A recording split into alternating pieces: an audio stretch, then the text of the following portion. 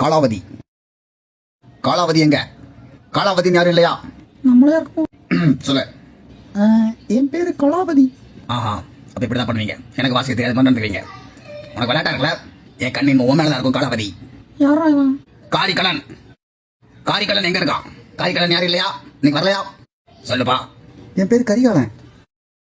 உனக்கு என்ன மண்டை குழம்பு பைத்தியம் ஆயிட்டா? கரிகாலன் என்ன தேடாது? என் கூட சண்டைக்கு வாரியா காரிகாலன்?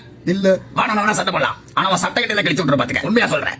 உண்மையா கவனம் பாருங்க. பைத்தியமா இருப்பானோ? பர்வதி. ஐயா நம்ம கிட்ட வந்துட்டானே. பர்வதி யாராவது இருக்கீங்களா?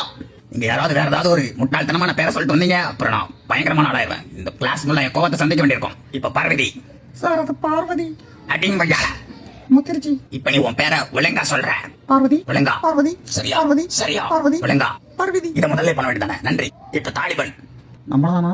தாலிபன் எங்க இருக்கா இப்போ? தெரியாத மாதிரி மெயின்டைன் பண்ணிடுவோம். தாலிபன் இல்லையா? இருந்துகிட்டே இல்லன்னு சொல்றவன ரத்தங்க சாவான். அவன் குடும்பமே ரத்தங்க சாவும். இங்க இருக்கேன், மாட்டிக்கிட்டேன். நான் முதல் தடவை சொல்லும் போது நீ ஏன் பதில் சொல்ல?